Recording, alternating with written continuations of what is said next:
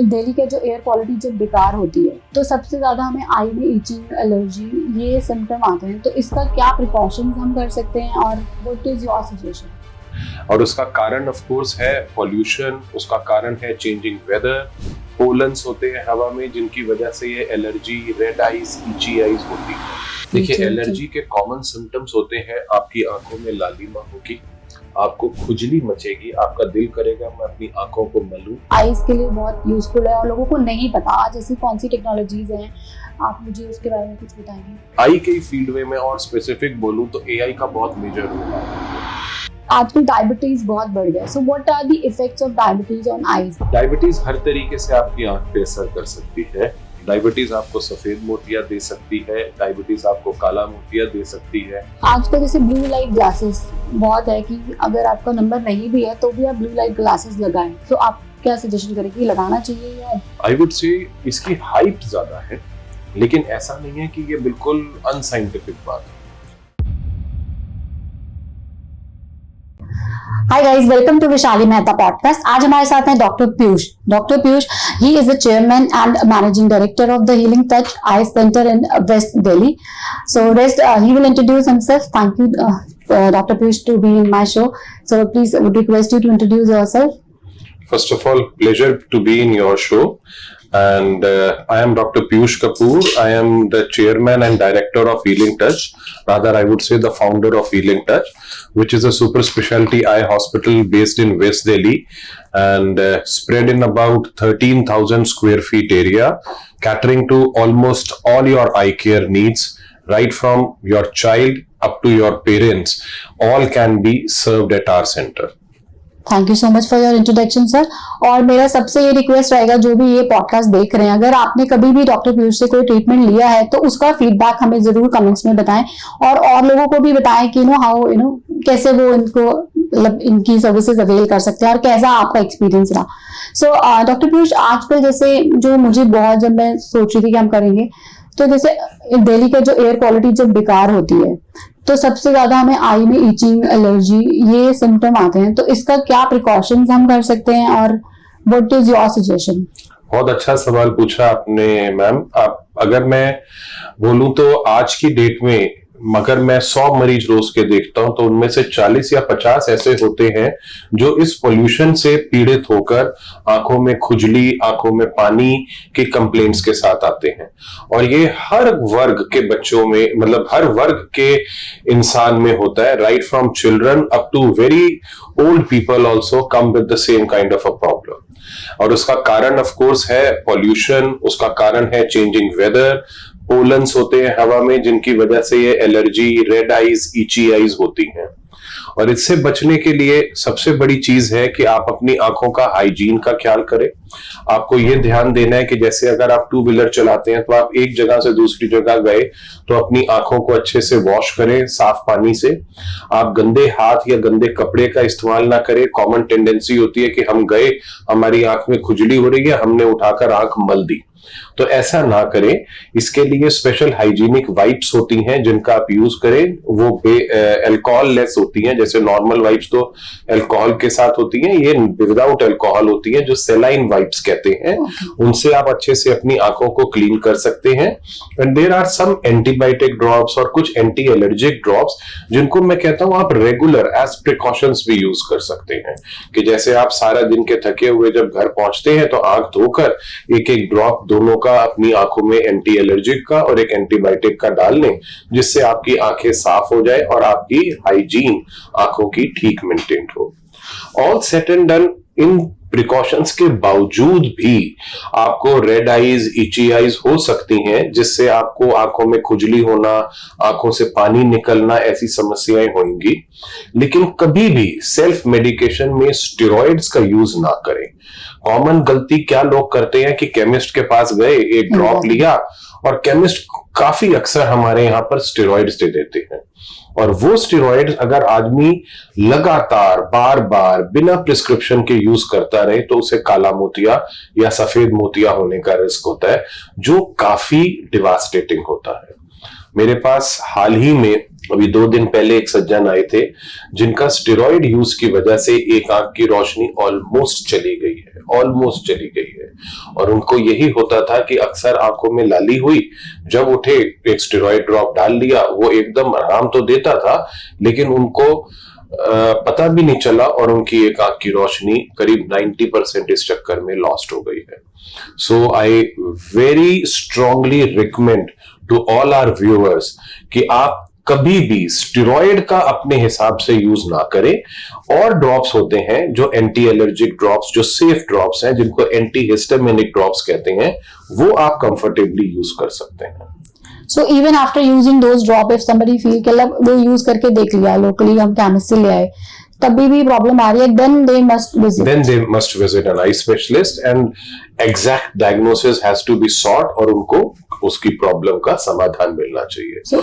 दूसरी एक और जरूरी चीज है कि आप जैसे अक्सर आपको पोल्यूशन से एक्सपोजर होता है तो you can use some protective eye wear glasses जो आपको डायरेक्ट हवा के बहाव से, डायरेक्ट आपकी हवा जैसे या पोलन्स आपकी आंखों पे हिट करें उससे आपको प्रोटेक्ट करें और आपको डायरेक्ट एक्सपोजर पोल्यूशन से ना हो। Okay, so first and foremost thing, अगर कोई आया है उनको पता कैसे चलेगा कि वो एलर्जिक, मतलब वॉश वगैरह कर लिया? देखिए, एलर्जी के कॉमन सिम्टम्स होते हैं, आपकी आंखों में लालिमा होगी, आपको खुजली मचेगी, आपका दिल करेगा मैं अपनी आंखों को मलूं, आपको पानी निकलेगा और आंखों में ऐसा कुछ जैसे कुछ गड़ रहा हो, ऐसी फीलिंग आएगी, चुभन हो रही हो। ओके, एक मुझे किसी ने बोला था कि जैसे वो बैठे हैं, आंखें बंद कर दे तो कभी कभी उनकी आंखों में ऐसे विजन आता है जैसे जलती हुई, जब हम कुछ आग लगती है तो वो चिंगारियां। So what is the reason? That is actually called flashes of light. ये इसको फ्लैशेस कहते हैं। इसमें क्या होता है कि जैसे अपनी आंख आपने बंद भी करी तो आपको अचानक जैसे लाइट का एक लश्कारा सा जैसे एक फ्लैश करता हुआ दिखेगा। ये बेसिकली आंख के अंदर की एक जेली होती है, एक पानी होता है जिसको विट्रस कहते हैं, उसकी डीजनरेशन से होता है और वो कॉन्ट्रैक्ट करता है जिससे वो रेटिना के ऊपर एक पुल जनरेट करता है, खिंचाव पैदा करता है। जब वो खिंचाव होता है तो एकदम एक फ्लैश जनरेट होती है। जब भी कभी आपको ऐसी फ्लैशेस हो रही हैं, you must consult N eye specialist and not only an eye specialist, you must have a retina evaluation done. अपने पर्दे की जांच कराएं। नॉर्मली ये फ्लैशेस सेल्फ लिमिटिंग होते हैं, अपने आप होते हैं और ठीक भी हो जाते हैं। लेकिन अंडर रेयर सर्कमस्टांसेस कई बार ये फ्लैशेस आंखों में रेटिनल टीयर जनरेट कर देते हैं जहां से पर्दा फट सकता है और अगर पर्दा फटता है तो वहां एक होल बन जाता है और उस होल के थ्रू अगर पानी सीप कर गया तो वो आपका पर्दा उखाड़ देता है, जिसे हम रेटिनल डिटैचमेंट भी कहते हैं। Okay, thank you for this. So जिसने ये सवाल पूछा था मेरे ख्याल से उसको जवाब मिल गया होगा। सो नेक्स्ट इज सर, जैसे कि अगर हमें कोई आई प्रॉब्लम है, is it a symptom for any further disease or any complication that our body is facing कि कुछ आने वाली है कोई बीमारी तो हमें पहले आंखों से पता चलेगा, ऐसा कुछ रहता है क्या? वैशाली जी, आपने बहुत बढ़िया सवाल पूछा है एंड वी कॉमनली से कि eye is the window to our body. आंख ही एक ऐसा हमारा अंग है, जैसे ये हमारा आई का मॉडल है। आप देखेंगे कि हम आंखों के थ्रू ही अपनी आंखों की ये ब्लड वेसल्स को विजुअलाइज कर सकते हैं और उनमें क्या क्या चेंजेस होते हैं। This is the only organ in the body जिसके थ्रू हम आंख अपने शरीर के अंदर झांक के ये देख सकते हैं कि क्या क्या चेंजेस हो रहे हैं।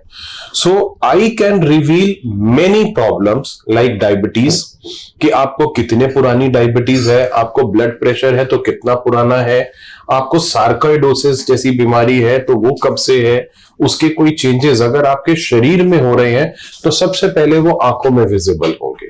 सो there are many many many diseases which can be diagnosed through your eyes. Tuberculosis ऐसी बीमारी है जिसमें कॉमनली हम लोग आंखों की जांच करके लोगों को बताते हैं कि शायद आपको टीबी हो सकती है।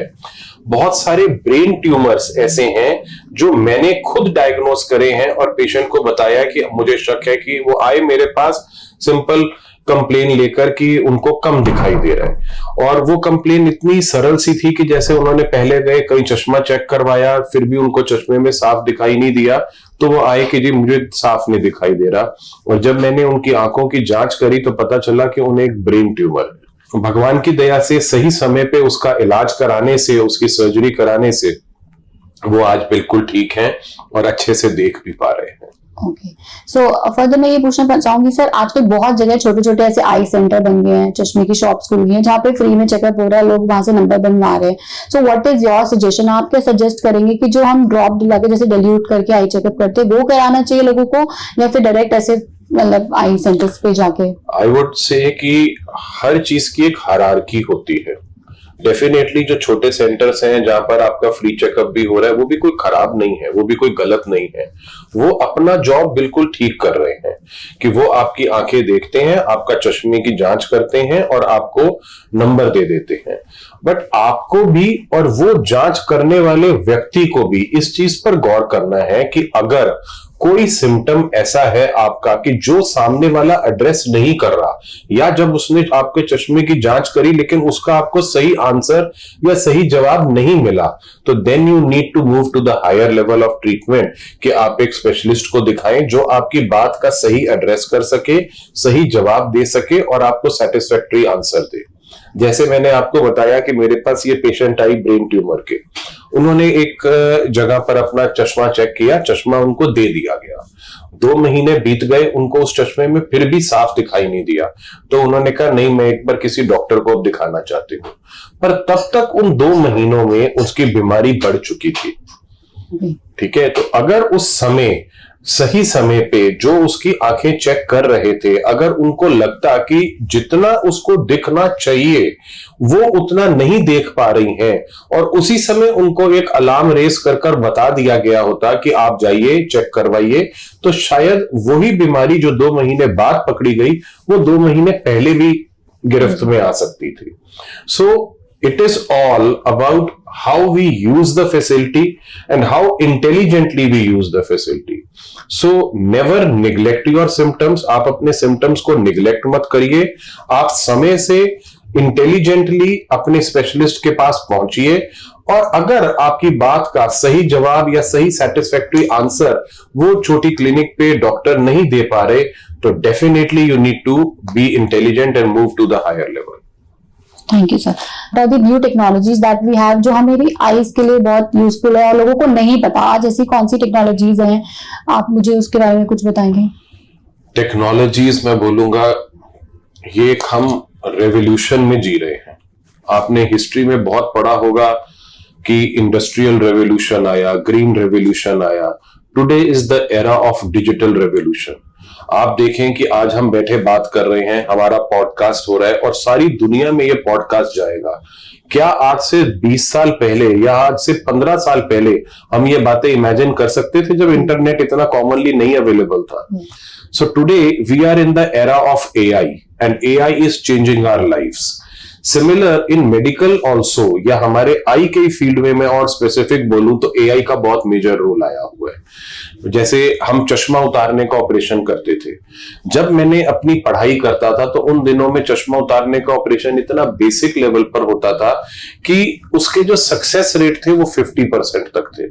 लेकिन आज की तारीख में हम उस लेवल पर आ चुके हैं कि हम वर्चुअली 99% के ऊपर हम प्रिडिक्टेबिलिटी के साथ बैठे हैं। And with the integration of AI, with the introduction of technologies like WaveLight plus, we are able to give our patients a vision better than 6x6. 98% of my patients would attain a vision which is more than 6x6, जिसे supranormal vision कहते हैं। ऐसे ही हम बात करें cataract surgery में, तो laser technology है जिसकी प्रिसीजन इतनी स्ट्रांग है कि आपकी रिहैबिलिटेशन चंद मिनटों में होती है। पहले जमाने में लोग होते थे कि एक महीना ऑपरेशन कराने के बाद परहेज है, मैं 20 दिन महीना किचन में नहीं जाते थे। आज की डेट में आपने आज सर्जरी कराई और अगले दिन आप किचन में अटेंड कर सकते हैं अपना काम। आपको नहाने धोने की कोई रिस्ट्रिक्शन नहीं, बिना टांके की सर्जरी होती है। और मैं कॉमनली ये कहता हूं कि आप बताइए आपको कैसी निगाह चाहिए, और टेक्नोलॉजी आज उस लेवल तक आ चुकी है कि जो आप चाहें आपकी इच्छा पूरी हो सकती है।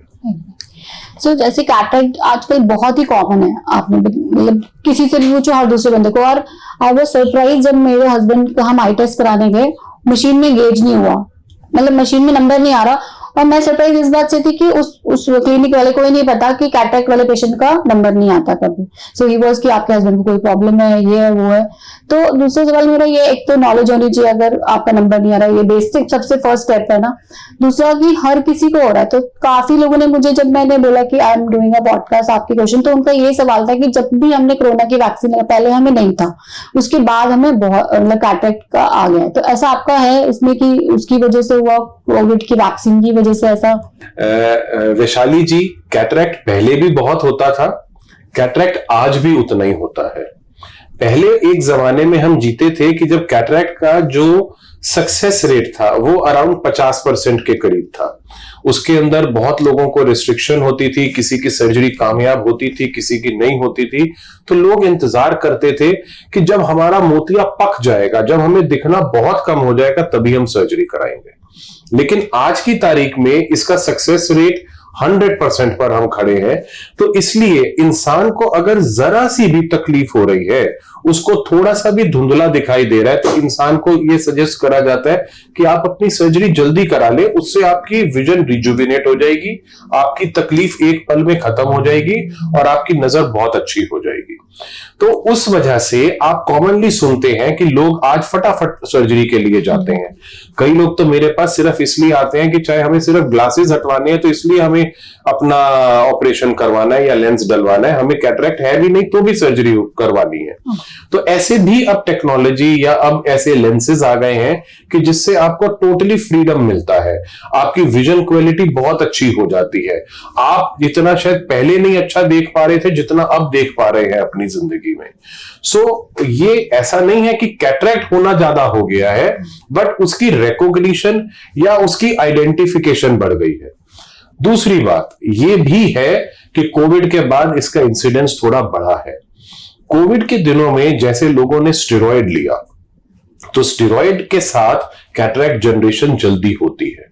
तो अगर किसी पेशेंट ने किसी भी कारण से स्टेरॉयड लंबी देर लिया या उसकी आंख में कोई सूजन रही, तो उस सब की वजह से उसको कैटरेक्ट जल्दी होने के चांसेस हो जाते हैं।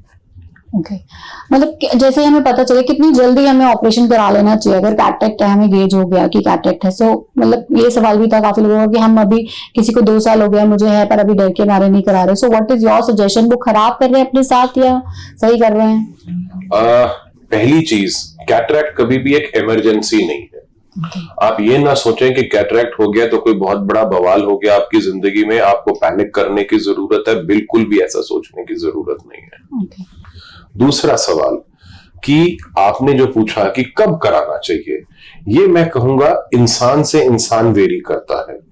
शायद एक 80 साल का आदमी है जिसको थोड़ा सा मोतिया है और जिसने सारा दिन घर पे रहना है और टीवी देखना है और उसको कोई दिक्कत परेशानी नहीं हो रही, तो मैं बोलूंगा आप अभी इंतजार कर सकते हैं। बट उतना ही मोतिया अगर एक 45 साल के आदमी को है जिसने गाड़ी भी चलानी है, जिसने ऑफिस भी जाना है, जिसने अपनी लाइवलीहुड कमानी है, और अगर उसको ड्राइविंग में रात को दिक्कत आ रही है, उसको डर लग रहा है कि कहीं उसकी गाड़ी का एक्सीडेंट ना हो जाए ग्लेयर की वजह से, तो उसको बिल्कुल वेट नहीं करना चाहिए, उसको जल्दी करा लेना चाहिए। So the definition is the day you feel difficulty in your day to day activities और चश्मा लगा के भी आपको साफ दिखाई नहीं दे रहा, मान लीजिए कि वो दिन आ गया है कि अब आपको अपनी सर्जरी जल्दी करा लेनी चाहिए। एग्जैक्टली। सो मुझे लगता है कि मैंने बहुत सारे लोगों का इसमें भी हेल्प करी होगी, क्योंकि यही सवाल सबका था कि मुझे कैटरेक्ट है बट मुझे डर लगता है, और ये लोगों को डर भी लगता है, ऑपरेशन नाम से ही डर लगता है। सो आई वांट कि आप बताओ कि बहुत इजी सा ऑपरेशन है, छोटा सा है। मैडम, आज ही मेरे साथ एक सज्जन थे, जैसे ही वो लेटे तो बार बार बोले डॉक्टर पीयूष आप कराओ। मैंने कहा क्या हो गया? मैं आपको, उन्होंने सीधा बोला कि मैं वही इंसान हूं जिसको आपने कहा था कि मैं खुद आपका ऑपरेशन करूंगा और मेरी एक ही आंख है तो मुझे बहुत डर लग रहा है, आप प्लीज मेरा ऑपरेशन खुद करिए। और मैंने इमीडिएट उसकी सर्जरी करी, उसको चश्मा भी नहीं दिया और वो उठ के जो एक बस ब्लैक चश्मा लगा के और सीधा अपना चले गए। तो डरने की जरूरत नहीं है, जैसे और डर के करेंगे भी क्या। जैसे एक चीज होती है ना कि वो कहते हैं कबूतर बिल्ली को देख के आंखें बंद कर लेता है, तो ये थोड़ी ना कि बिल्ली उसको खाएगी नहीं। तो यही चीज मैं अपने पेशेंट्स को कहता हूं कि जिस चीज का है उसको सही तरीके से परख के उसका सामना करना ही इस बीमारी का समाधान देता है। जब हम चीजों को बहुत डिले कर देते हैं, बहुत लेट कर देते हैं, तो काला मोतिया होने की संभावना होती है, जिसमें हमारा आई प्रेशर बढ़ने लगता है और हमारी आंख की रोशनी परमानेंट जाने का भी खतरा होता है। तो किसी भी बात से इतना ना घबराएं कि वो कॉम्प्लिकेशन का रास्ता या रूप ले ले। वक्त से अपना इलाज करवाएं and trust your doctor. I am sure no doctor will guide you wrong. हर डॉक्टर अपने मरीज का हित चाहता है और चाहता है कि उसको वो बेस्ट से बेस्ट इलाज दे, और उसकी दुआओं के लिए वो भूखा होता है। Exactly, very well said sir. So दूसरा, जैसे कि कितना फ्रीक्वेंटली हमें आई टेस्ट करा लेना चाहिए लोगों को, अगर आपसे see again like I will recommend that it varies from age group to age group. जैसे बच्चे हैं तो मैं कहूंगा साल में एक बार आइडियली उनका चेक जरूर होना चाहिए। ऐसे बच्चे जिनका नंबर तेजी से बढ़ रहा है, उनमें मैं कहूंगा हर 6 महीने में आपको चेक कराना चाहिए अगर आपका नंबर जल्दी बढ़ रहा है तो, क्योंकि हमें उस कारण को एलिमिनेट करना है उस बच्चे की जिंदगी से, जिससे उसका नंबर बहुत तेजी से ना बढ़े। अगर आप डायबिटिक हैं, अगर आपको ब्लड प्रेशर है, अगर आपको कोई बीमारी है जैसे जिसको कोलेजन वैस्कुलर डिजीजेज जैसे गठिया रोग कहते हैं, इस तरीके की बीमारियां, तो भी आपको साल में एक चेकअप जरूर कराना चाहिए। और अगर आपकी आंखों में इन बीमारियों से रिलेटेड कोई कॉम्प्लिकेशन शुरू हो गई है, जैसे डायबिटिक रेटिनोपैथी हो गई है, जैसे ब्लड प्रेशर से आपके रेटिना में चेंजेस आ गए हैं, या आपको ड्राई आईज हो गई है गठिया रोग से, तो आपको कायदे से हर 6 महीने में अपनी आंखें चेक करानी चाहिए। तो मेरा सवाल रहेगा, लाइक सबसे पहला कौन सी एज है, जैसे साल भर के बच्चे को कराना चाहिए, 6 महीने की कराना चाहिए? क्योंकि मेरे बेटे के साथ भी ऐसे हुआ था, मतलब मुझे जब पता चला ही वॉज ऑलरेडी 3-4 ईयर्स, तो कोइंसिडेंटली था कि मेरी डॉटर ने बोला मम्मा मुझे हेडेक हो रहा है तो मेरा आई टेस्ट करा दो। मैंने उसका जब आई टेस्ट कराया तो बेटे ने बोला मुझे भी कराना है। जस्ट ऐसे शॉक में उसका कराया तो उसका निकला -4। सो आई वाज सरप्राइज्ड कि मतलब ये बाय बर्थ था या उसको कब हुआ, कैसे हुआ, बहुत सारे सवाल मेरे दिमाग में थे। तो उसका देखिए, इसमें क्या रहता है, as parents you need to be very carefully observant about your child. आपको बहुत गौर से उसकी हरकतों को देखना चाहिए। ठीक है, कई बच्चे मेरे पास आए हैं जो सीधा पहली बार ही पहुंचे और उनका नंबर था -8 -10। उनके पेरेंट्स क्या उन्होंने बताया कि वो बच्चा हर चीज बहुत पास लाकर पढ़ता है। ठीक है, वो बच्चा बहुत क्यूरियस होता है, वो बच्चा अपने हर नजदीक की चीज को उठाकर पास लाकर उसको टटोलने की कोशिश करेगा, क्योंकि जिस बच्चे का हाई नंबर होता है उसका दायरा सीमित होता है कुछ फुट तक ही, उसको उतनी दूरी की चीजें अच्छी दिखती हैं। अगर आप अपने बच्चे में ऐसा नेचर देखें कि वो किसी भी चीज को बहुत पास लाकर देखता है, वो बारीक चीज भी देख लेता है लेकिन उसको आंख के बहुत पास लाना पड़ रहा है, तो ये एक आपके दिमाग में डाउट लाना चाहिए कि आपको बच्चे को नंबर हो सकता है। दूसरी चीज, अगर आपका बच्चा ऐसे ही हर चीज को पास से उठाकर बहुत पास ला लाकर देख रहा है, क्यूरियस है, जैसे कॉमनली ADHD के बच्चे होते हैं, इनमें बहुत ज्यादा चांसेस होते हैं कि उनको चश्मे का नंबर होगा। And the ideal time is that you must get your checkup done at the age of pre-verbal age group, जो जैसे 3 से 4 साल की उम्र होती है। कई बार अगर आपका बच्चा जैसे प्रीमेच्योर है, नर्सरी में रहा है, ऐसे बच्चों में भी मायोपिया बहुत ज्यादा होता है, तो उनका चेकअप आप इमीडिएट भी करा सकते हैं। लेकिन जैसे आपने एज पेरेंट ही बोला कि आपने अपने बच्चे का 3-4 साल की उम्र में कराया और सीधा 4 नंबर था, मैं ये कहूंगा आपने कुछ लूज नहीं किया। अगर आप पहले डिटेक्ट भी कर लेते तो मैं 1-1.5 साल के बच्चे में सिर्फ यही कहता कि अभी ऑब्जर्व करते हैं, अभी जल्दबाजी में हम चश्मा इतने छोटे बच्चे में नहीं देना चाहेंगे, हम अभी वेट कर सकते हैं। But at the same time अगर बच्चे में भैंगापन आ रहा है, जैसे उसकी आंखें स्क्विंट करने लग रही हैं, तो उसी समय चाहे वो 6 महीने की उम्र हो, चाहे वो 3 महीने की उम्र हो, उसका चेकअप वहीं होना चाहिए। क्योंकि अगर स्क्विंट आ रहा है तो वो एक साइन है इस चीज का कि आपका बच्चा शायद साफ तरीके से देख नहीं पा रहा, उसकी आंखों में कहीं कोई कमजोरी है। तो किसी भी उम्र का बच्चा हो, चाहे 6 महीने का हो, चाहे 2 महीने का हो, अगर उसकी आंख में आप भैंगापन देखते हैं या बच्चा आपके साथ as parents eye to eye contact नहीं कर पा रहा, या उसकी आंख के अंदर काली पुतली में कोई सफेदी दिखाई दे रही है, इमीडिएट उसका आई चेकअप होना चाहिए। मैं एक बच्चे को देखती हूँ, वो बहुत छोटा है, उसने आंख में चश्मा लगा रखा है, so may be that could be the reason. तो मुझे था उनकी मम्मा से मैं पूछूंगी, बट वो मिले नहीं, तो मुझे लगता है शायद इसलिए। उसको वो मतलब गोद का है, आई थिंक 3 या 6 मंथ का होगा, बहुत मोटा सा चश्मा। मैंने अपनी लाइफ में सबसे छोटे बच्चे का जिसका ऑपरेशन किया हुआ है मोतियाबिंद का, वो 2 महीने का था। सो आप इमेजिन कर सकती हैं कि हर वर्ग में, मतलब हर एज ग्रुप में ये एलिमेंट्स होती हैं।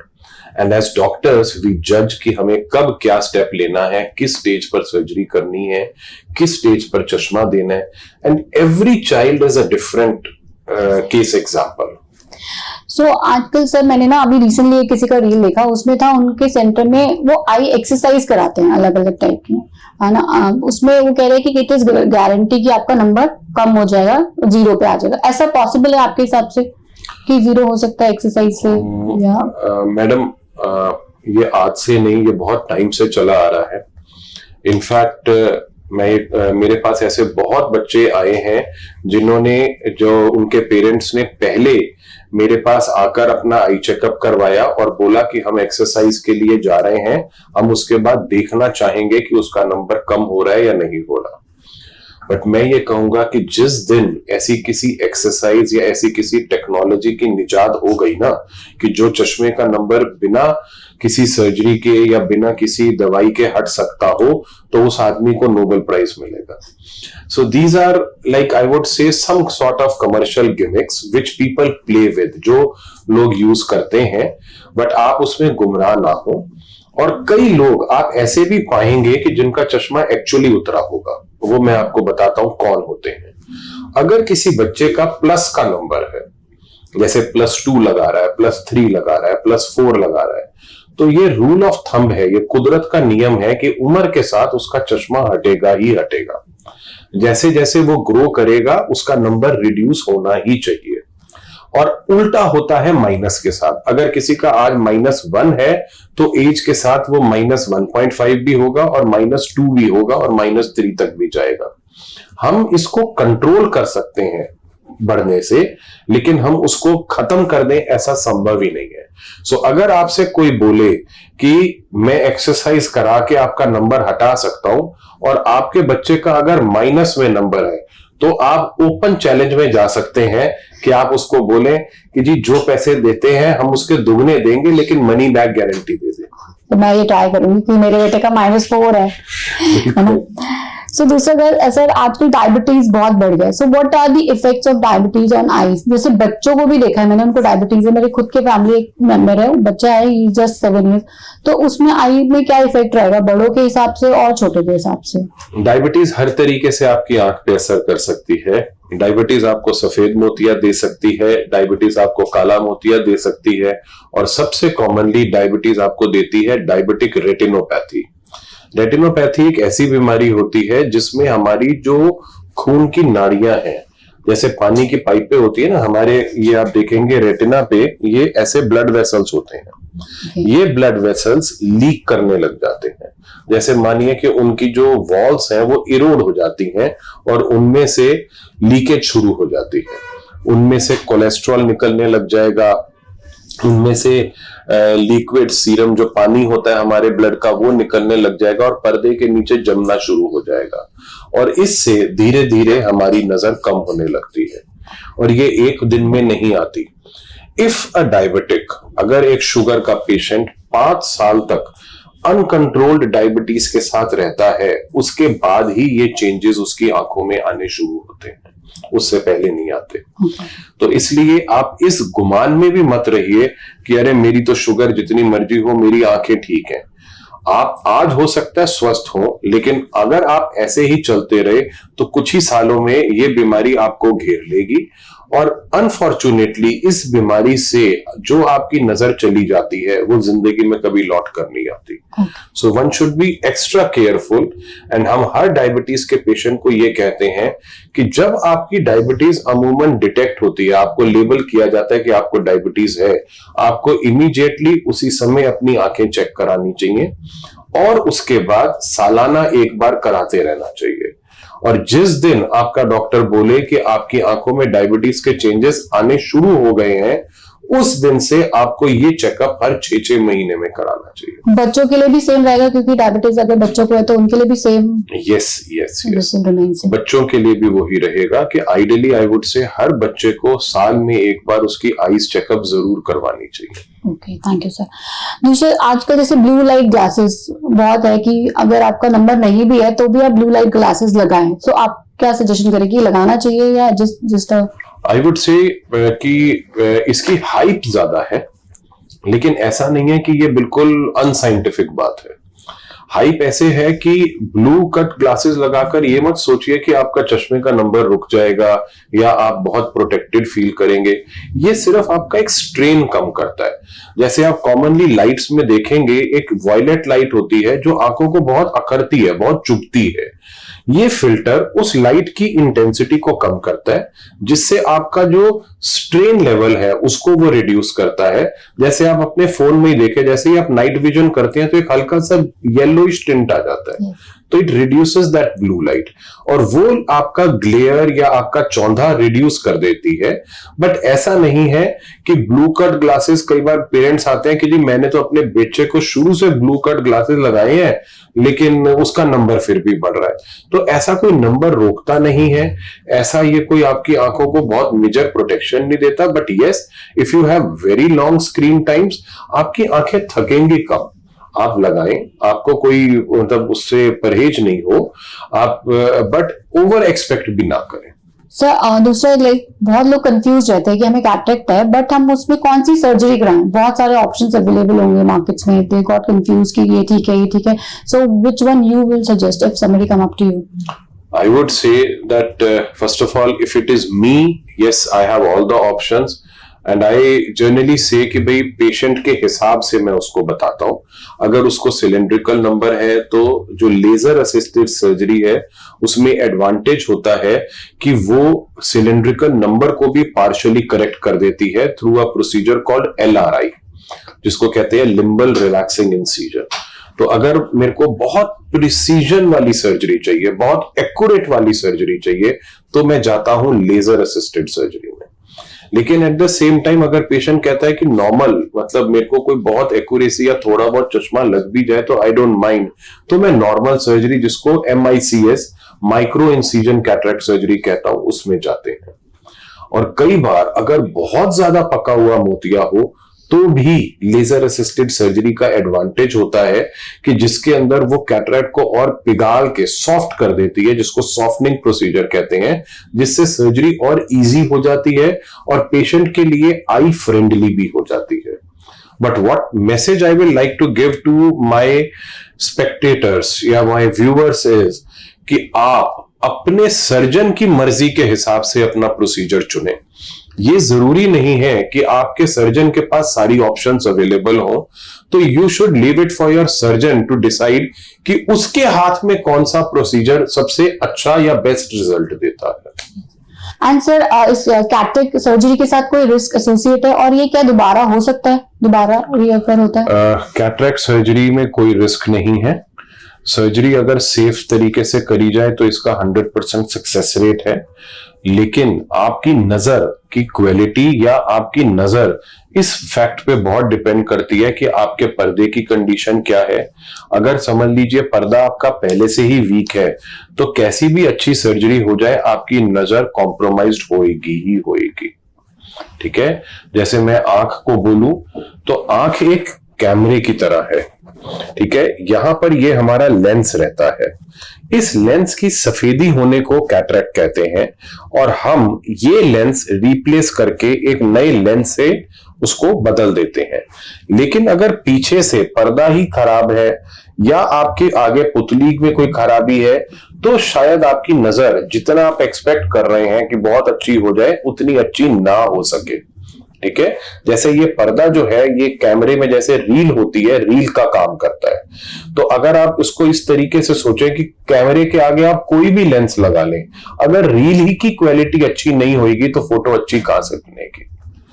दूसरी चीज, कैटरेक्ट कभी भी दोबारा नहीं आता और कैटरेक्ट हर इंसान को आता है। अगर आप एक पर्टिकुलर एज ग्रुप तक जी रहे हैं या आपकी उम्र उस लेवल तक जा रही है तो मोतिया आपको आएगा ही आएगा। सबको होगा, सबको होगा। रीच करना डॉक्टर पीयूष के पास, आई वुड से। सो कोई ऐसा फूड है जो हमारे को हेल्दी रख सके, हमें कैटरेक्ट हो बट थोड़ा ये जो लाइक 60 प्लस? देखिए, कैटरेक्ट जनरली किसी फूड पे डिपेंडेंट नहीं होता। कैटरेक्ट एक जेनेटिक्स का रूल फॉलो करता है, जिसे रूल ऑफ प्रेसिडेंसी कहते हैं। अगर आपके फैमिली में आपके पेरेंट्स को समझ लीजिए 70 साल की उम्र में मोतिया हुआ है, तो हो सकता है आपको वो 65 पर हो जाएगा। सो ये और अर्ली हो रहा है। इसलिए आज की डेट में हम देखते हैं कि यंग जनरेशन में भी बहुत लोगों को हो रहा है। ओके, सो लाइक कोई हेल्दी फूड है आइस के लिए आपके हिसाब से, ऐसा कुछ की? बहुत सारे हैं। जैसे हेल्दी फूड्स में हमारे विटामिन ए रिच फूड्स, जैसे ब्रोकली, जैसे पपाया, जैसे मैंगो, जैसे स्पिनेच, ये सारे फूड्स हमारी आई के लिए बहुत अच्छे हैं। और तभी हम बच्चों को कहते हैं मटर, आम, ऐसी चीजें ज्यादा ले, कैरेट्स, जो आपको विटामिन ए रिच सोर्स हो। और अगर आप नॉनवेज खाते हैं, लिवर, कलेजी जिसे कहते हैं, वो that is a very good source of vitamin. Okay. And sir, आजकल हर किसी को आई मतलब स्पेक्स लगे ही रहे, क्योंकि हम इतना फोन यूज करते हैं, इतना टीवी देखते हैं। तो मतलब मैंने देखा है कई लोगों को ऑपरेट कराने के बाद भी नंबर फिर से वापस आ गया। सो कोई एडवांटेज है? मतलब अगर लेसिक सर्जरी भी कराई किसी ने, मेरी सिस्टर के साथ ही वो, उसने कराई थी सर्जरी, आफ्टर लाइक 2 years उसको फिर से वापस से कि चश्मा लगाना पड़ेगा। सो what is your add on in this? देखिए, इसमें ना it is very much predictable. आज की तारीख में डॉक्टर पहले ही आपको बता सकता है कि आपका नंबर वापस आएगा या नहीं आएगा। आपका ये जो नंबर वापस आना है, ये डिपेंड करता है कि आपका पहले ऑपरेशन से कितना नंबर था, आपकी पुतली की मोटाई कितनी थी, आपकी कॉर्निया की शेप और हेल्थ कैसी थी, जिससे हम बहुत पहले ये जज कर सकते हैं कि किस कंडीशन में आपका नंबर वापस आ सकता है। जैसे अगर एग्जांपल लूं कि किसी की कॉर्निया की थिकनेस है 500 माइक्रोन, जो नॉर्मल इंडियन पॉपुलेशन की होती है, लेकिन उसका नंबर है 6 या 7, तो मैं उसको बोलूंगा कि 100% चांसेस है कि आपका नंबर वापस आएगा ही आएगा। और यही अगर किसी का नंबर 500 माइक्रोन पे 1.25 के करीब है, तो शायद उसका नंबर वापस नहीं आएगा। और उल्टा, अगर एक नंबर किसी का 470 माइक्रोन पर है, तो भी उसका नंबर वापस आएगा। और हो सकता है उसका 5 नंबर हो और उसकी कॉर्निया की थिकनेस 600 माइक्रोन हो, तो नंबर वापस नहीं आएगा। So you should be frank enough to ask your doctor कि जी कितने % चांसेस हैं कि मेरा नंबर वापस आएगा या मेरा नंबर नहीं आएगा, और उसके हिसाब से आप चूज कर सकते हैं कि क्या प्रोसीजर मेरे लिए बेस्ट रहेगा। Sir, also what are the advantages? जैसे कौन से एडवांटेज सर्जरीज आई हैं अपकमिंग जो लोगों को नहीं पता है? What all new technology that we have in that? देखिए, लेटेस्ट जो है आज की तारीख में लेसिक सर्जरी में, वो है WaveLight plus. WaveLight plus is an AI based technology, जिसके अंदर हमारा एक स्कैनर होता है। वो पूरी की पूरी आंख का आगे से लेकर पीछे तक पूरा एक इमेज स्कैन करता है। उसके बाद AI बेस्ड एक मॉडल आई का क्रिएट करता है और डिसाइड करता है कि किस हिसाब से लेजर शूट होना चाहिए, जो इंटीग्रेटेड होता है हमारी लेजर डिलीवरी मशीन के साथ, जिसको EX500 कहते हैं, जो एल्कॉन की मशीन है। और वो पूरी की पूरी जो लेजर जाती है, वो आपको नॉर्मल से भी बेहतर विजन देती है। उसके अंदर 98% पेशेंट्स ऐसे होते हैं जिनकी विजन 6/6 से भी बेहतर आती है। ज्यादातर पे पेशेंट्स हमारे 6/4, 6/5 पढ़ते हैं, and they see better than what you can see, they could see ever with their glasses या कॉन्टैक्ट लेंसेज। मैंने एक न्यूज चैनल पे देखा था, आपके पास ये टेक्नोलॉजी लॉन्च हुई है ना? मतलब आई थिंक साल हो गए या 6 मंथ। हमने ये अराउंड 1 साल पहले ली है, और ये टेक्नोलॉजी इतने प्रॉमिसिंग रिजल्ट्स दे रही है कि मोस्टली आज की तारीख में मैं सारी सर्जरीज वेवलाइट प्लस से ही करवा रहा हूं। ओके, सो ये वेस्ट दिल्ली वालों के लिए गुड न्यूज है देयर बाय। अगर कोई दूर से भी कहीं से आ रहा है तो आप सर से रीच आउट कर सकते हैं, हम उनकी डिस्क्रिप्शन में डिटेल्स डाल देंगे, तो आप उनसे अपॉइंटमेंट लेके आ सकते हैं गाइस। दूसरा सर, जैसे कि आजकल लोग फैशन के लिए लेंसेज लगाते हैं, सो आप क्या सजेस्ट करेंगे? जैसे ब्राइडल है तो उन लोगों को अलग कलर का लगाना है, या नॉर्मली भी किसी का नंबर है तो वो लेंस लगाना प्रेफर करते हैं चश्मे की जगह। तो आप क्या सजेस्ट करेंगे कि चश्मा लगाना बेटर है, लेंस लगाना बेटर है, या फैशन के लिए नहीं लगाना चाहिए? देखो, use of anything is good but abuse of anything is bad. So जब आप लेंस लगाते हैं तो अगर आप नियमित रूप से लगाते हैं, अगर आप एक लिमिटेड टाइम पीरियड के लिए लगा रहे हैं, आप इस तरीके से लगा रहे हैं कि वो थोड़ी देर लगाया और उसके बाद हाइजीनिकली उसको संभाल के रखा और फिर दोबारा उसको हाइजीनिकली यूज कर रहे हैं, तो वो बिल्कुल ठीक है। गलती लोग क्या करते हैं कि लगाए लेंसेज, उसी के साथ सो गए, उसके अंदर पानी के छींटे भी मार लिए, उसको लगाकर डिब्बी में रख दिया, वो डिब्बी का पानी गंदा हो रहा है, उसके ऊपर ध्यान ना दिया, तो ऐसे में आपको इन्फेक्शन होने के चांसेस हैं, आपको एलर्जी होने के चांसेस हैं। और बहुत लेडीज मेरे पास ऐसी आई हैं जिनको इन कॉन्टैक्ट लेंस यूज की वजह से कॉर्नियल अल्सर तक बन गए हैं, और वो गलत है। सो आप करें। ब्राइडल के लिए बहुत बच्चे मेरे पास आते हैं कि लेसिक कराते हैं और लेसिक के बाद कहते हैं कि अंकल हमें तो शादी के लिए अपना कॉन्टैक्ट लेंस लगाना है 15 दिन बाद, 20 दिन बाद। तो I do allow them, but allow them for a limited time कि जी आपको थोड़ी देर के लिए लगाना है। जब आप तैयार हो रहे हैं, जब तक आपकी शादी का वो टाइम है, उतनी देर लगाइए, और बीच बीच में कुछ आई ड्रॉप्स अपनी आंख में यूज करते रहिए जो आपकी आंख को हाइड्रेटेड रखे, ड्राइनेस ना दे। और अगर आपको चुभन या रड़कन अपने लेंसेज के साथ फील हो रही है तो आप प्लीज उसको उतार दें, प्रोलॉन्ग्ड यूज ना करें। ओके। एंड दूसरा सर, आजकल बच्चों की आईज बहुत जल्दी इफेक्ट हो रही है, तो आप क्या उनको मतलब टिप्स देना चाहेंगे एज अ पेरेंट्स को ये चीज ध्यान रखनी चाहिए ताकि हम बच्चों की आईज को जैसे ड्राइनेस, ईचिंग और इन सब से बचा सके? आपने बहुत अच्छा सवाल किया। ये जो क्वेश्चन है, ये this is something very important for our viewers कि हम आज की डेट में बच्चे का अगर शुरू से ध्यान रखें तो उसका नंबर बढ़ने से रोक सकते हैं। सबसे इंपॉर्टेंट चीज, अपने बच्चे का स्क्रीन टाइम सबसे कम रखें, reduce it to the minimal, मतलब 0 हो सके तो बहुत ही अच्छा है, लेकिन अगर बच्चा यूज कर रहा है स्क्रीन तो 1 से 2 घंटे से ज्यादा एक्सीड ना करें। दूसरी चीज, अपने बच्चे के कमरे को एक ओपन एटमॉस्फेरिक दें। जैसे कि मैं कॉमनली कहता हूं कि अपने बच्चे की जो स्टडी टेबल है वो खिड़की के पास रखें, ताकि जब बच्चा पढ़ने के बाद जब सामने नजर उठाकर देखे तो उसकी नजर दूर 20 फुट दूर तक जाए और वो दूर की चीज को फोकस कर सके। तीसरी चीज, अपने बच्चे को कम से कम दिन में 2 घंटे बाहर खेलने जरूर भेजें। ठीक है, उसको एक ओपन एटमॉस्फेयर में, ओपन एरिया में रहने दें। अगर आप अपना सर्च करें तो आपको पता चलेगा कि चाइना और कोरिया वगैरह में, इन कंट्रीज में आजकल ओपन क्लासरूम्स का कंसेप्ट है। शीशे का क्लासरूम बनता है जिससे कि बच्चा पढ़ भी रहा है तो जहां वो नजर उठाए उसकी नजर दूर तक जाए। तो ये इसलिए होता है कि जब बच्चा सारा दिन जैसे मोबाइल पर है, किताब को देख रहा है और बार बार छोटे से कमरे में है, उसके नजर का दायरा वही 10 फुट या 7-8 फुट की दूरी पर ही रहता है, तो उसकी आंख के जो अंदर के मसल्स हैं वो कॉन्स्टेंटली एकोमोडेट करते रहते हैं, और इस एकोमोडेशन के इफेक्ट की वजह से उसका माइनस में नंबर बढ़ता रहता है, जिसे एपिडेमिक ऑफ मायोपिया कहते हैं। आप फिर इसको सर्च करके देखेंगे तो आपको पता चलेगा कि इंसिडेंस ऑफ मायोपिया ऑलमोस्ट दुगना हुआ था जब कोविड के दिन थे, जब हमारे बच्चे बाहर नहीं जा रहे थे, जब वो ऑनलाइन क्लासेस देख रहे थे। तो वो एक लाइव एग्जांपल था कि अच्छा भला बच्चा, कोविड से पहले उसको चश्मे का नंबर ही नहीं है और कोविड खत्म होने तक उसका नंबर 4 हो गया। ऐसे ऐसे केसेस आए हैं। तो वो क्लासिकल एग्जांपल है एक अर्बनाइजेशन का, एक मॉडर्नाइजेशन का, कि जब बच्चा अपने कमरे में सीमित होता है, स्क्रीन के ऊपर ही हर वक्त लगा रहता है, तो उसका मायोपिया बढ़ेगा ही बढ़ेगा। So openness is very important, good healthy food is very important, less of screen time is very important, and there are also a few eye drops available. ऐसी दवाइयां हैं जो आप रेगुलर अगर डालें तो they have a proven effect कि वो आपके मायोपिया को रिड्यूस करते हैं।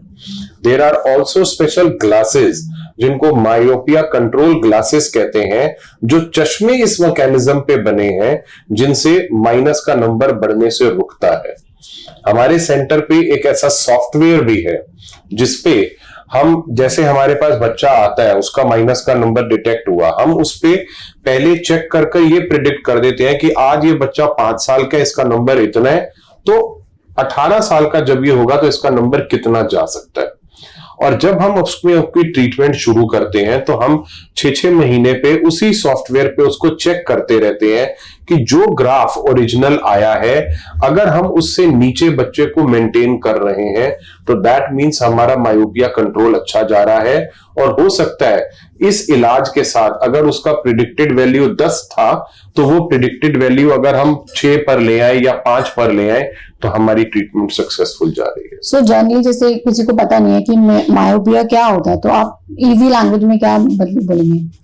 Myopia is called near sightedness, जिसमें इजी लैंग्वेज में मैं ऐसे समझाऊंगा कि जिस भी बच्चे को माइनस का नंबर है ना, वो मायोपिया है। ओके, सो जो बच्चा माइनस के नंबर वाला होता है उसको नजदीक का तो सब साफ दिखाई देता है, लेकिन उसको दूर का धुंधला दिखाई देता है, जिसको करेक्ट करने के लिए हम कॉनकेव लेंस पहनाते हैं उसको चश्मे के रूप में, और फिर उसकी विजन क्लियर हो जाती है। ये नंबर बढ़ता रहता है एज के साथ। सो what is retinitis pigmentosa? I heard this term somewhere. It is called retinitis pigmentosa. इसको हिंदी में रतौंधी भी कहते हैं। रतौंधी एक जेनेटिक बीमारी है और इसके कई पैटर्न ऑफ इनहेरिटेंस होते हैं। ये बेसिकली एक जैसे पैदाइशी डिफॉर्मिटी है जो कुदरत आपकी आंखों में दे देती है, और उसमें हमारी आंख में 2 तरीके के सेल्स होते हैं जिन्हें रॉड्स एंड कोन्स कहते हैं। तो जो रॉड्स होते हैं वो हमें रात को देखने में हेल्प करते हैं। इसमें रॉड्स की डेफिशिएंसी हो जाती है, कमी हो जाती है, जिसमें इनिशियल सिम्टम में बच्चे को नाइट ब्लाइंडनेस होती है। रात के समय वो चीजों को ढंग से देख नहीं पाता, अंधेरे में ठोकर खाने लगता है, ये उसका फर्स्ट साइन होता है। और जैसे जैसे ये बढ़ती है बीमारी, उसकी विजन घटनी शुरू होती है, उसकी धीरे धीरे ट्यूबुलर विजन हो जाती है। जैसे मानो कि वो एक छोटे से दायरे से देख पाता है, चारों तरफ कालापन बढ़ता जाता है, अंधेरा बढ़ता जाता है। और ये अंधेरा धीरे धीरे धीरे धीरे जब ज्यादा बढ़ जाता है तो ये सेंट्रल एरिया भी अफेक्ट कर देता है, जिससे विजन और कम हो जाती है। सो ये डायग्नोस हो जाती है किसी को है अगर मतलब उसको सिम्टम नहीं पता, जो आपने बताया कि जैसे मैंने आपको बताया ना, night blindness is the first symptom. Parents commonly आते हैं कि इसको रात को दिक्कत हो रही है या उसको देखने में दिक्कत आ रही है, तो जब हम उसको दवाई डालकर चेक करते हैं तो पर्दे में इसमें क्लासिकली कुछ साइंस दिखते हैं जिसे बोनी स्पिक्यूल्स कहते हैं। काले काले रेशे से आ जाते हैं पर्दे के ऊपर, और वो उसका क्लासिकल साइन है कि इस बच्चे को ये रतौंधी या रेटिनाइटिस पिगमेंटोसा हो रहा है। तो ये क्योरेबल डिजीज कुछ है? This is not curable. इसका कोई इस दुनिया में इलाज नहीं है। अगर किसी को हो गई है तो ये बढ़ती ही है एज के साथ, मतलब इसमें कोई सॉल्यूशन नहीं है इसका कोई सॉल्यूशन नहीं है unfortunately. So and glaucoma, what is different between glaucoma and cataract? बहुत सारे लोगों को ये कंफ्यूजन है, और ये पहला मैं कहूंगी कि आप ग्लूकोमा क्या होता है वो बता दें, फिर डिफरेंस बता दें। देखिए, ग्लूकोमा को काला मोतिया भी कहते हैं, ठीक है, या कॉमन आदमी उसको कई बार काला पानी बोलता है। काला मोतिया is the right Hindi word and English word इसका ग्लूकोमा है। ये एक ऐसी कंडीशन होती है कि जिसमें हमारी आंख का प्रेशर बढ़ जाता है। वैसे हमारी आंख देखें तो उसमें ना एक पर्टिकुलर आई प्रेशर रहता है, वो पानी आगे की तरफ से यहां से बनता है और आगे सर्कुलेट होकर गोल गोल घूमता रहता है।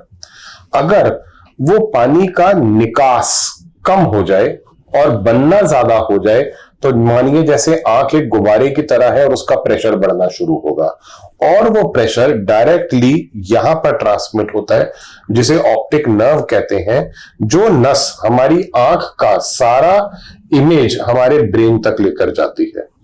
जब ये प्रेशर लगातार बढ़ता रहता है और उसको हम रोकते नहीं है तो ये नस मानिए सूख जाती है, ड्राई हो जाती है, और उससे जो रोशनी चली जाए उससे वो कभी लौटती नहीं है। इसी को काला मोतिया कहते हैं। This is a preventable blindness. When I से प्रिवेंटेबल ब्लाइंडनेस, ये एक ऐसा कारण है अंधत्व का जिसे हम रोक सकते हैं विद एन अर्ली डिटेक्शन। तो इसके लिए कहा जाता है कि अगर आपको रात के समय जैसे लाइट ज्यादा फैली फैली दिखे, आपको लाइट के आसपास इंद्रधनुष के रंग जैसे दिखाई दें, जैसे विब ग्योर होता है ना, वॉयलेट, इंडिगो, ब्लू, ऐसे आपको रंग दिखाई दें, तो ये एक ग्लोकोमा का साइन है।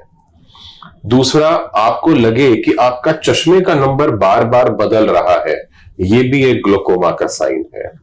और जो पेशेंट्स डायबिटिक हैं, जो पेशेंट थायराइड से पीड़ित हैं, उन लोगों को खास अपनी आंखों का ग्लोकोमा के लिए रेगुलर चेकअप कराना चाहिए। नॉर्मल इंसान का आई प्रेशर 20 तक होता है। अगर आपका प्रेशर 20 से ज्यादा हो रहा है तो आपका ग्लोकोमा हो सकता है। ओके, नेक्स्ट क्वेश्चन सर मेरा ये है कि जो रेटिनल इश्यूज रहते हैं वो परमानेंट आई विजन वो खराब कर सकते हैं या नहीं दिखता बिल्कुल बंद, ऐसा हो सकता है अगर हम ध्यान नहीं दें अर्ली स्टेज में, अगर हमारे कोई प्रॉब्लम आ रही है? देखिए, रेटिना में बहुत सारी बीमारियां हैं। There are multiple issues with retina. There are some, yes, retina एक ऐसी सेंसिटिव लेयर है कि वो दोबारा रीग्रो नहीं करती है। अगर आज रेटिना के कुछ सेल्स डैमेज हो गए तो वो परमानेंटली डैमेज हो गए, वो दोबारा उनमें रिपेयर पॉसिबल नहीं है। तो रेटिना की हर बीमारी को बहुत सीरियसली लेना चाहिए। और जैसे डायबिटीज से कुछ हमें इशू हो रहा है, या हमको बीपी से कोई इशू हो रहा है, या हमारे रेटिना में कोई टीयर बन रहा है, या हेमरेजेस आ रही हैं, तो हमें उसका अर्ली ट्रीटमेंट कराना बहुत जरूरी है। क्योंकि जो नजर हमने रेटिना से हमारी सेव चली गई वो लौट कर नहीं आएगी, तो इसलिए हमें उसका टाइमली इलाज कराना बहुत जरूरी है। Thank you so much sir. और सर हम आजकल बहुत लोगों को देखा है ड्राई आईज का प्रॉब्लम, या किसी को जैसे बाहर निकले हवा से आंखों में पानी आना, एसी के आगे बैठे हैं, तो इसका मतलब ये कोई बीमारी है या हम बहुत आई मतलब सिस्टम के आगे बैठे हैं इसकी वजह से होता है? ड्राईनेस ऑफ आईज बहुत लोगों में सुना है, वो खुद ही वो कहते हैं कि मेरे को ड्राई लगता है तो मैं आई ड्रॉप डाल लेता हूँ रात को। आपने एक बड़ी अच्छी सी चीज बोली जो मैं आपसे ही सवाल करूंगा। आपने कहा ड्राइनेस ऑफ आईज और लोगों की आंख से पानी आता है, तो कभी आपके मन में ये सवाल नहीं आया कि ड्राइनेस भी कह रहे हैं और आंख से पानी भी निकलता है? सो ये एक बड़ा आयरॉनिकल और ये एक रियलिटी है। इसको कहते हैं मेबोमियन ग्लैंड डिसफंक्शनिंग, MGD। ये क्या होता है कि हमारे यहां पर पलकों के इधर एक ऑयल ग्लैंड्स होते हैं जिनमें से तेल निकलता है। वो तेल आंखों के आंसुओं के आगे एक परत बना देता है जिसको ऑयली लेयर कहते हैं, और वो टीयर्स जो बन रहे हैं हमारे, उनको वर्टिकली खड़ा रखता है। जैसे आंख के आगे तो ऐसे खड़े रहने ना, पानी कैसे, अगर वो कोई प्रोटेक्टिव लेयर नहीं होगी तो पानी तो छलक जाएगा एकदम। तो जिन लोगों में ये ऑयली लेयर डेफिसिट होती है, कम ऑयल बन रहा है, तो उनके टीयर जल्दी इवेपोरेट हो जाते हैं हवा में, या वो जल्दी छलक जाएंगे, जिससे आंख में तो पानी लगातार बहता रहेगा, उनकी आंखें अंदर से गड़ने लगेंगी, उनको चुभन रड़कन भी फील होगी, और उनको मतलब अनईजीनेस होगी। They will feel discomfort in their eyes, but at the same time they are getting watering. So this is a form of dry eyes which is called meibomian gland dysfunctioning or MGD. इसके diagnose करने के हमारे पास 2-3 test होते हैं जिनको लिपिव्यू कहते हैं, जिसके अंदर आ जाता है कि लिपिड लेयर उसकी कम है या पूरी है, और उस हिसाब से हम उनको ट्रीटमेंट या आई ड्रॉप्स देते हैं जिनमें ये लिपिड या ऑयली लेयर होती है। तो उसको रिप्लेनिश करने से या उसकी भरपाई करने से उनकी ड्राई आईज ठीक हो जाती है। और इसमें एक बहुत एडवांस्ड तरीका भी है जिसको IPL लेजर कहते हैं। वो मशीन मैं अभी आपको दिखाऊंगा भी। उस मशीन से हम यहाँ स्किन के नीचे एक लेजर की शॉट्स देते हैं, और उन शॉट्स को देने से ये ग्लैंड्स ओपन अप हो जाते हैं, रिजुविनेट कर जाते हैं, और ये पानी आना कम हो जाता है। वो पेशेंट भाई मुझे खुद पर्सनली ऐसे इस वाले पार्ट में बहुत ईचिंग रहता है, हर टाइम मैंने नंबर भी चेंज कर लिया, दूर का लगा लिया, पास का लगा लिया, तो मुझे इस वाले जगह में ना ऐसा लगता है कि ईचिंग करते रहो। आपको जैसे आप शोज करते हैं, you must be using I makeups and all, तो उसकी वजह से वो ग्लैंड की जो ओरिफिसेस हैं, जो उसकी ओपनिंग है, वो ब्लॉक होती है।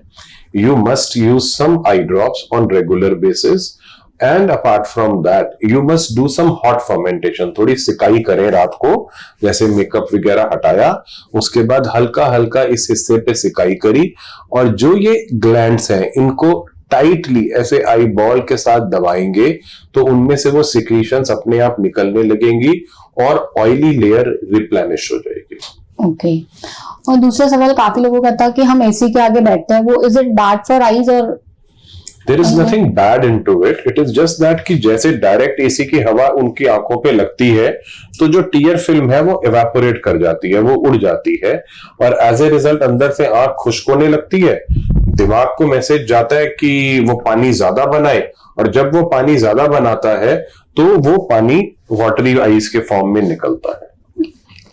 अभी सर जैसे आपने मुझे बताया कि हम आई मेकअप करते हैं, तो आप क्या कहना चाहेंगे? कई लोगों को है कि हमें काजल लगाना ही है, उनको कहीं जाना नहीं जाना, वो कहते हैं हमें सूखी सूखी लगती है आंखें, अच्छा नहीं लगता।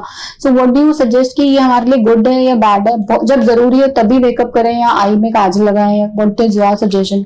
जैसे मैंने बार बार बोला, यूज एंड अब्यूज, मतलब limited use of everything is very good, but जो बहुत हैवी मेकअप सारा दिन लगाकर रखते हैं तो उनको नेचुरल थोड़ी सी प्रॉब्लम होती है।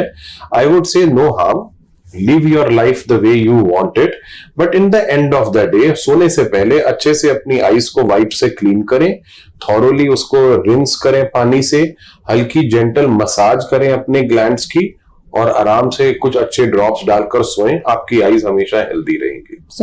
मैंने काफी पॉडकास्ट देखे, ये सवाल हर जगह था और सबने बोला कि काजल नहीं लगाना चाहिए, ये सही नहीं है थोड़ी देर। तो मतलब मुझे लगता है कि मैंने बहुत सारी गर्ल्स को या वुमेन्स को आंसर किया होगा इसमें। और दूसरा सर, जैसे ये तो हो गया कि कॉमन जो हमें प्रॉब्लम्स है, किसी को बाय एक्सीडेंट, मतलब मेरी एक फ्रेंड की बेटी के साथ क्या हुआ, वो लोग पार्क में खेल रही थी, उसकी डॉटर, वो कुछ बॉल उठाने गई तो उसको दिखा नहीं, ग्रिल थी, उसकी आंख में पूरा वो घुस गया जो लोहे का था।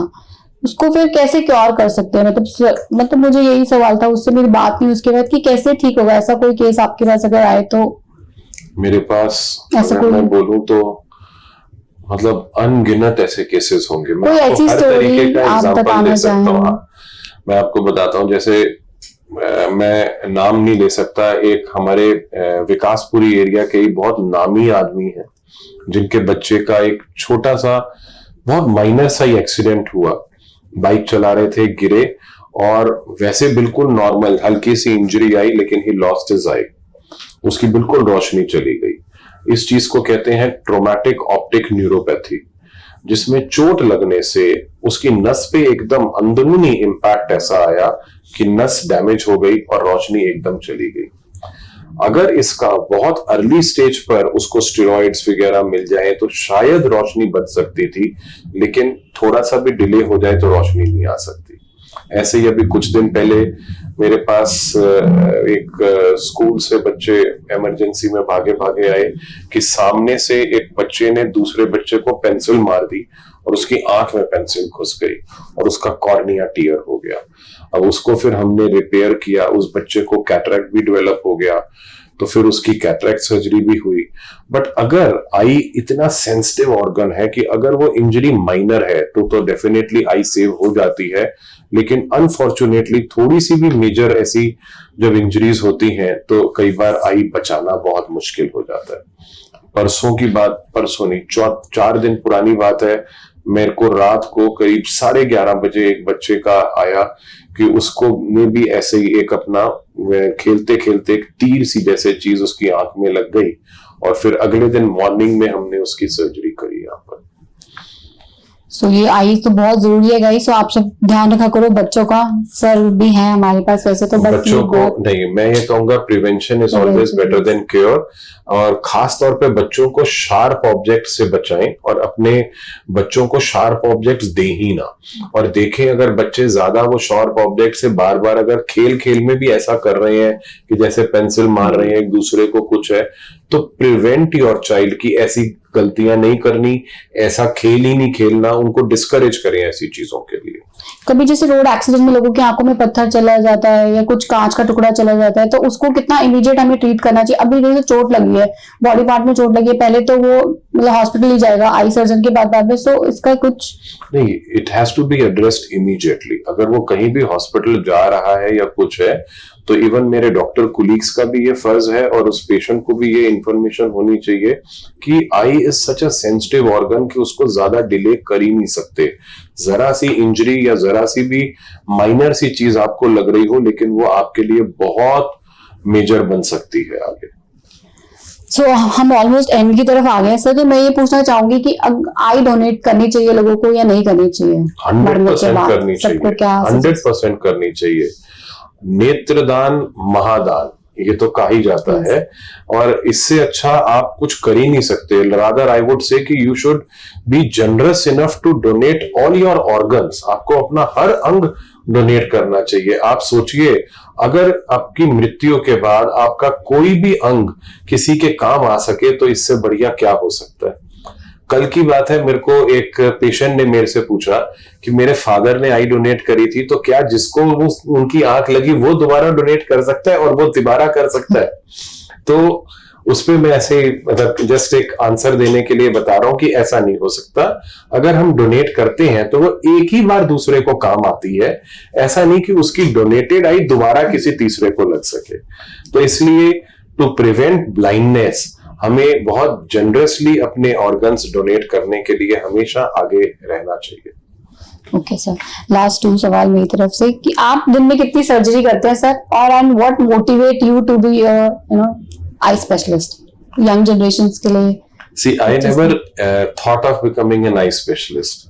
It is destiny which actually took me there. I always wanted to be a physician, but there is one mentor of mine who actually motivated me to be an eye specialist. And ऐसे मेरे father आए कि यार तेरे को मैं सोच रहा हूँ आईज में एडमिशन दिला दूं।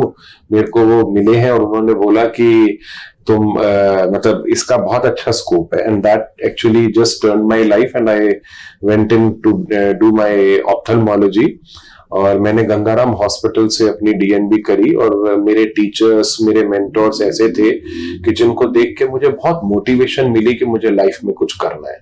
और मैं सारी यंग जनरेशन को एक चीज कहना चाहूंगा कि जो भी करो पैशन से करो और परफेक्शन से करो, उसी में जिंदगी है।